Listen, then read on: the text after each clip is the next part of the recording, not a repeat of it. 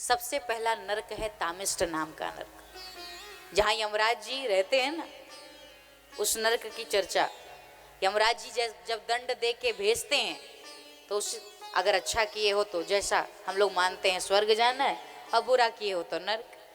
लेकिन माताओं एक बड़ी अच्छी बात बताऊं आपको, एक नरक है तामिष्ट नाम का नरक। जैसे पराई स्त्री को जो हरण करके लाता है, पराई स्त्री का हरण करने वाला इस नरक में गिराया जाता है। और यहाँ पर भोजन पानी कुछ नहीं मिलता, केवल पीटा जाता है 24 घंटा। एक है अंध तामिष्ट नाम का नरक। जैसे कोई कहे तू मेरी बहन है, तू मेरी बेटी है, ऐसा कहने के बाद जब स्त्रियों का उपभोग करता है वो इस नरक में गिराया जाता है। बहुत भयंकर यातनाएं मिलती हैं।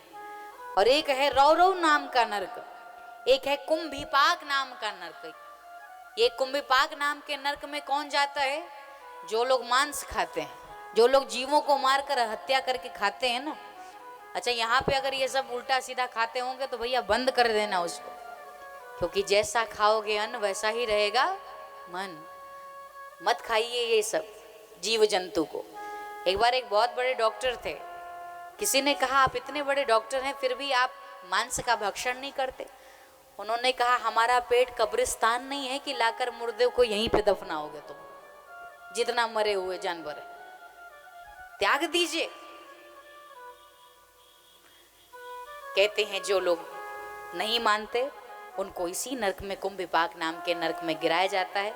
इसमें खौलती हुई कढ़ाई में यमराज उसको भी उबाल देते हैं डाल करके। अच्छा, आगे है कालसूत्र नाम का नरक। एक नरक बड़ा अच्छा है, अंधकूप नाम का। इसमें कौन लोग जानते हैं? जानते हैं कौन जाता है? जो मच्छर मारते हैं, जो अक्खी मारते हैं। और कभी कभी माताओं के सर पे वो जू पड़ जाता है ना, जो उसको मारते वो इसी नरक में गिराया जाता है। अब तो लग रहा होगा कि कन्फर्म ही है जाना, अब तो कुछ कथा सुनने से फायदा ही नहीं, अब तो कोई ना कोई गलतियां हुई ही होंगी। इस नरक में गिराया जाता है। वहां ये सब मिलकर बदला लेते हैं एकाएक, पूरा घर भरा रहेगा। अब ये सुन करके ये कथा हो रही है, सुखदेव भगवान परीक्षित को बता रहे हैं। संतों के बीच चर्चा चली, शौनकादि ऋषियों से सूत जी महाराज कह रहे हैं। तब तो सुना, परीक्षित ने कहा महाराज फिर कथा सुनने से क्या फायदा, फिर तो हम समझ ही गए कि जानत है। सुखदेव ने कहा नहीं नहीं, इससे बचने का भी उपाय है। अनेक नरक है लेकिन इससे बचा जा सकता है, उसके लिए कुछ काम करना चाहिए रोज। अगर आप ऐसे नरक से बचना चाहते हैं तो सबसे पहला काम कीजिए कि रोज खाने से पहले एक रोटी गौ माता के लिए निकालिए, गौ ग्रास निकालिए। आपको ऐसे पापों से मुक्ति जो नित्य हो रहे हैं। ये नहीं कर सकते तो प्रतिदिन हवन कीजिए। खुद भोजन करने से पूर्व अग्नि देव में घी इत्यादि जैसे भी जिस भाव से करते हैं आप, स्वाहा करके उसका सम्मान कीजिए।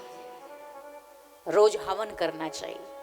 ये भी नहीं कर सकते तो वृक्षों की जड़ों में आटा डालिए ताकि चींटी इत्यादि होती है ना वो प्राप्त कर सके। मछलियों के लिए कुछ डालिए जल में। और ये भी नहीं हो सकता तो सबसे सहज और सरल उपाय है ये कि गोविंद का नाम लीजिए, भगवान का नाम जपिए। और नाम जपोगे तो सारे समस्या का समाधान हो जाएगा।